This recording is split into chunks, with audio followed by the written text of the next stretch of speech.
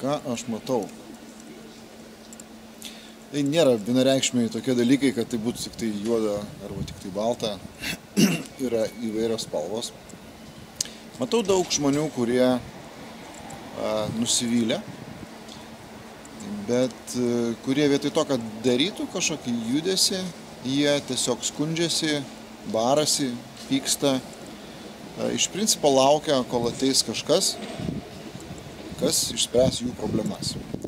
Bet, kaip žinia, niekada taip nebūna, niekas neateina ir jie vis labiau pyksta ir vis labiau nusivilia ir vis labiau darosi nepatenkinti ir skleidžia tą nepasitenkinimą, tokį keistą geną aplink save.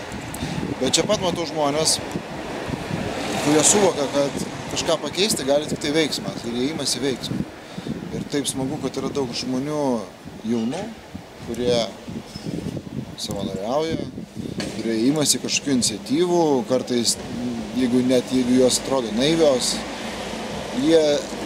Matau daug žmonių, čia daugėja žmonių, kurie bando daryti kažkokį judesį. Ir tas judesys ir keičia viską. Jeigu mes norim pakliūti iš taško A į tašką B, mes turim žengti žingsnį. Jeigu mes stovim taške A ir tik piktinamės, kad mes nesame taške B, bet niekur neinam, nedarom judesio, tai mes taip ir liekam toj pačioje vietoje. Tai aš matau daug jaunų tokių mielų žmonių, kurie bando daryti judesį. Ir tai jauni žmonės įkvėpia ir vyresnių žmonės. Ir atsiranda ir vyresnių žmonių, kurie bando daryti judesį.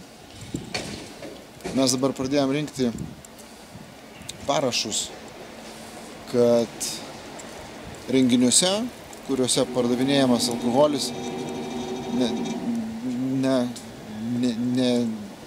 nebūtų leidžiami vaikai į tos renginius. Ir atvirkščiai, jeigu renginyje dalyvauja vaikai arba šeimos su vaikais, kad juose nebūtų pardavinėjamas alkoholis. Labai daug palaikymo šitą iniciatyvą sulaukia. Yra priešiškų balsų, bet tie priešiški balsai dažniausiai tie, kurie linkia vartoti alkoholio arba neturi šeimos, arba kažkur per vidurį tarp to yra. Ir man šiaip smagu, kad žmonės suvokia, kad mes turim nugalėti. Tai viena didžiausių problemų Lietuvoje, kuri yra girtuoklystė siaubinga. Ko pasėkoje mes turim ir smurtą šeimoje, ir turim ir patyčias, ir turim savižudybių skaičių. Alkoholis yra vienas iš tų priežasčių. Tai aš matau, kiek yra žmonių, kurie nori, kad tą problemą išspręstų.